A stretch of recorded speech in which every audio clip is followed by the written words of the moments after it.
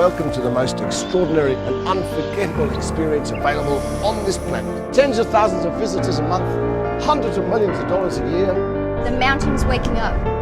If he tells me the mountain is safe, then the mountain is safe. I'm not leaving this island until we're done. Hello, I'm Sophia Jessica, and welcome to the Fan Carpet. It's wonderful to speak to you, Simon. How are you? I'm very well. How are you? Yeah, I'm doing well, thank you. So, what was it about Skyfire that enticed you to get involved? Well, I mean, it's a big canvas, and I always like operating on a big canvas. So, when I read the idea for the film, I knew that I'd be able to sort of use all my experience in doing these sort of big action adventure films. And and it's an area I hadn't done before. I hadn't done a sort of disaster movie. I'd done sort of action, which is mainly sort of human driven. This was sort of nature driven. And once you start researching it, because sort of before I sort of jump on, I say, okay, well, what is there special about volcanoes or that sort of thing that would interest me. So once you start researching it, you sort of become an expert on it, and you realize that it's a fascinating subject, and that there's 25 million people live right next to a active volcano right now that could go off at any minute, and there are like 150 eruptions a year. So then it starts to draw you in the story, and so I think, okay, well, I can have fun doing this, because it's basically a race down a mountain. So it's a sort of very simple idea, but how can I make that as interesting as possible? Yeah, absolutely. So, is the action and disaster film genre your preferred genre? Not at all. No. I mean, I haven't seen a lot of disaster movies. They sort of came back a bit, but it's not really my favorite genre. And actually, that's probably why I also like making them, because I actually tend to watch films that aren't in the genres I make. I don't really tend to watch action films because I spend all day making them. So, you kind of want a break. It's a bit of a busman's holiday if I just spend my time watching the films that I make. And, but they're great fun to make. So I love all the technical side of it, the scale. And so but I don't often sit down, because it's hard for me to switch off. If I sit down and watch a film in the sort of genre I make, all I do is end up analyzing it and trying to work out how they did this, and it's like homework for me. So I like to watch films that are completely different, so I don't have to have another day at work. I'm more like watching it as a fan. Fair enough. And what sort of films do you watch? Is it like a lot of comedies and dramas and stuff like that? Yeah, I do actually love comedies, and I love sci-fi, and lots of genres really. And I even like romantic comedies. They can be fun if they're really well done. And but I do like comedy, because it's a great way to kind of switch off and have fun. Absolutely. Now, you've got a wonderful cast led by the brilliant Jason Isaac. What was he like to work with? Jason's fantastic. I've known his work for years, and we've crossed paths a few times, but never actually worked together on the same film. But he is, a consummate, chameleon, really. He can do anything. And I think in this one, he had the great idea of said, well, okay, this guy is a dreamer. He wants to build a fantastic resort on top of what he thought was a dormant volcano, and he's a dreamer. And so we kind of talked about that, and he said, well, I think he's like a bit like Elon Musk.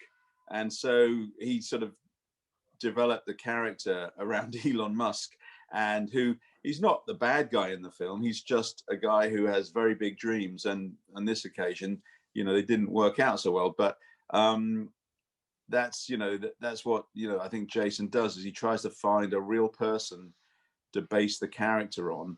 And funny enough, in this, we even used Elon Musk's own drone and helicopter pilot to shoot a lot of our action sequences. And in fact, one occasion we actually ended up one of the burning scenes we had, where we were burning a whole street down, and it kind of got out of control a bit, and we actually melted the drone a bit. So there were like bits of plastic dripping off this drone as it was flying through the flames. But I think Elon's got a few of them, so I think we're okay. Fair enough. So are there any other moments from set that will stick with you for the rest of your career? Yeah, I mean, I think it's mostly just when you're in the middle of an incredible action sequence and you've got explosions going off and helicopters flying and drones going and stunt people, and it's hard to stand back at that moment and enjoy it because it's so technical. And actually, half the time, it's only when I watch the making of video later, I go, God, that was really exciting. That looked like a lot of fun to be there. And I was there, but I was so busy concentrating that I didn't get to, enjoy it as a punter or stand back. So I actually like watching the making of videos as much as anybody, because it's the first time I can sort of sit back and relax and watch what happened instead of being, right in the center of it. Yeah, absolutely. So are there any other aspects of the film industry that you'd like to pursue? Any aspects of the film industry?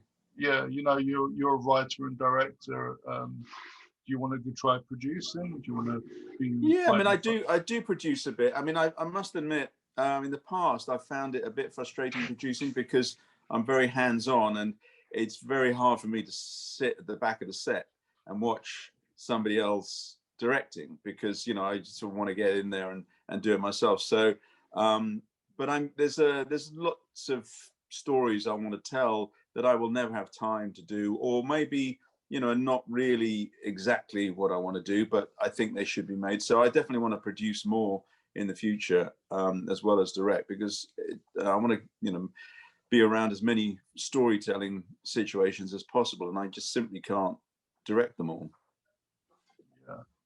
Yeah, there's sadly not enough hours in the day, and especially at the moment. Yeah. So obviously you're an inspiration in the industry. Who inspires you? Well, starting out, I looked for a way to get into the film business, and in the UK, when I was coming up, it was really all the film directors went through commercials. So it was people like Ridley Scott and his brother Tony Scott, and that sort of filmmaker that really inspired me. And they're very artistic and very craftsmanlike. So it's great for an up and coming director to watch a film by someone like Ridley Scott, because you can see the craft that's gone into it, and it's very director driven. And so it was people like Ridley Scott that really inspired me and got me to go into the film business. And before that was films I would watch on TV, like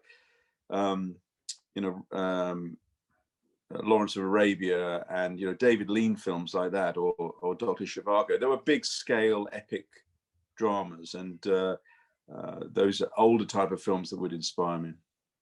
Awesome. So obviously we're in the midst of some trying times. How has that affected the way that this has been released? Yeah, I mean, it is definitely curtailed a lot of releases, and this one too is that we can't really have those big theatrical releases because it's very expensive to release a film in the theaters, and also so you want as many people to go to make it worth it. And it's a great time for everyone to get back together who made the film, the actors and the filmmakers, to get together and launch the film together out in the public. And it's fun to do because we all get back to see each other again, and it's fun to actually hear and get the reaction of the audience. But of course, we can't do that so much now, and so it is being released, on DVD and to download, and and obviously most films are watched by most people like that these days anyway. But you do miss the live aspect of the premiere and the first week in the cinemas, and I would go around on the first night of a release, and I go around 10 or 12 of the theaters it's running in, and I sit at the back for 10 minutes each one, and I listen to the audience reacting and get to see it with an audience, because you don't do that when you're making it on your own. And I I don't want to just launch it out there. I like to actually be there with a real paying audience, so I'm not, forced to watch it. But that, of course, it's very hard to do that now. So it is a shame, but hopefully that will, be rectified as soon as possible. Yeah, well, there's been some promising results with vaccines and stuff. So it's looking positive. So how have you been using your time in lockdown? Well, actually, very busy. Because a lot. What people don't realize is that making films is the shooting of it is only a small part of it, and developing material and finding it and working on the scripts takes much longer. But by the time you get on the set, quite often a production, a project has been in the works for 5, 7, up to 10 years often. So it was a chance in this lockdown to actually gather material and work on scripts. And so I've actually been working on about 5 different projects at the scripts level during lockdown. So it's actually been very busy. It's not as social, because normally we'd all be working in the same room or office. So we're all working virtually, but actually it's been hugely productive from a material point of view. Now we just need to get out there and start shooting these things. So is there anything that you can talk about that you're looking forward to shooting when it's safer to do so? Yeah, in the new year, I'm starting a thing for Amazon about Ferdinand Magellan, the first person to circumnavigate the Earth. So it's the 500th anniversary of the first person to sail around the world on that expedition. And so we're doing a 4-part series for Amazon starting in the new year for that. And so we'll still be under COVID restrictions. We have to be very careful how we operate and how we shoot. But people are shooting in this situation, but you just have to be much more careful. Absolutely. That'll be cool. So just before I let you go, what are you hoping audience will take away from Skyfire when they get a chance to see it? Well, I think it's just a bit of escapism. There has been a lot going on this year, as we know, and a lot of stress and anguish and frustration of not being able to do the things we normally can. But it's a way to sort of get away from the everyday. It is set on an island, thousands of miles away. It's a problem hopefully most of us will never have to deal with, and it's a ride. It's a roller coaster ride. So it's a way of sort of getting some adrenaline going and have some fun in a safe way, and just escape from your everyday living at the moment. And so it's an escapist piece of fun, really. Awesome. All right, great. Well, this has been wonderful to speak to you. I think the last time I spoke to you was Stratton. Oh, right, yeah. Well, I was at the premiere for that in London, so that was cool. Right. So, yeah, good. Yeah, good one. And yeah, I've watched a lot of your films over the years, and they're all really cool. So thank you so much for spending your time with me this afternoon. It's been wonderful, and I look forward to whatever you come out with next. Lovely, thank you. Great to talk to you.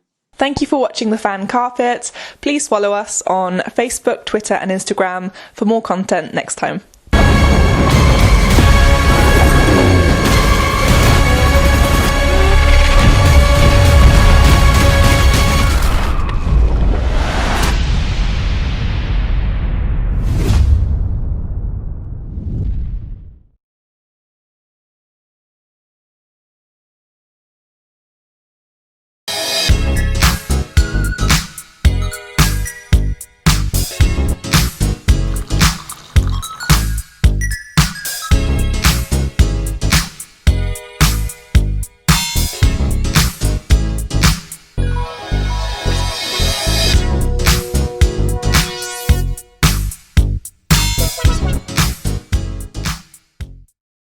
I'm here on the largest of the Balearic Islands, Mallorca.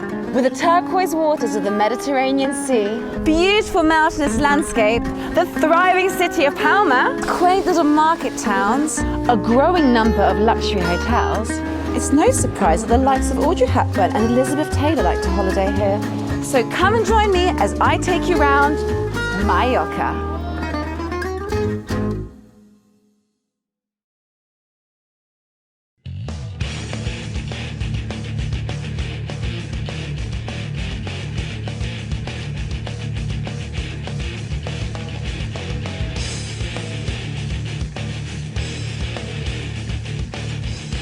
Thank you for watching The Fan Carpet. If you like this video, be sure to click that thumbs up button at the bottom of your screen.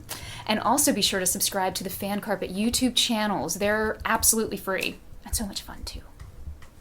Be sure to check out the official website, thefancarpet.com. Also, you can follow us on Facebook, Twitter, and Instagram to stay up to date with reviews, competitions, the latest news, and so much more.